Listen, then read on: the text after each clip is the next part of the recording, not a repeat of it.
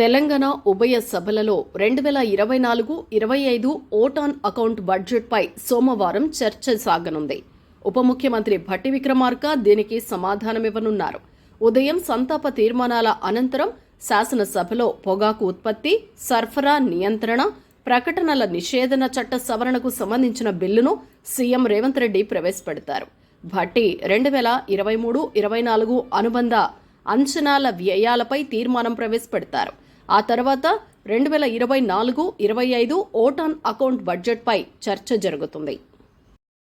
యాదాద్రి కొండపైకి ఆటోల రాకపోకలకు ప్రభుత్వం అనుమతించింది. గత ప్రభుత్వం మార్చి 29, 2022 నుంచి కొండపైకి ఆటోల రాకపోకలను నిలిపివేసింది. శాసనసభ ఎన్నికల్లో కాంగ్రెస్ పార్టీ ఇచ్చిన హామీ మేరకు ఆదివారం నుంచి కొండపైకి ఆటోల రాకపోకలను ప్రారంభించారు. ఎమ్మెల్యే స్వయంగా ఆటో నడిపి సందడి చేశారు.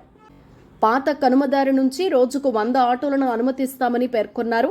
కొండపై చలువ పందిళ్లు, డార్మెంటరీ హాల్ ప్రారంభం, కొబ్బరికాయలు కొట్టే ఏర్పాటు తదితర అంశాలను సీఎం రేవంత్ రెడ్డి మంత్రుల దృష్టికి తీసుకెళ్లగా సానుకూలంగా స్పందించారన్నారు. ఈ నెలాఖరులోగా ఇవన్నీ ప్రారంభిస్తామని తెలిపారు.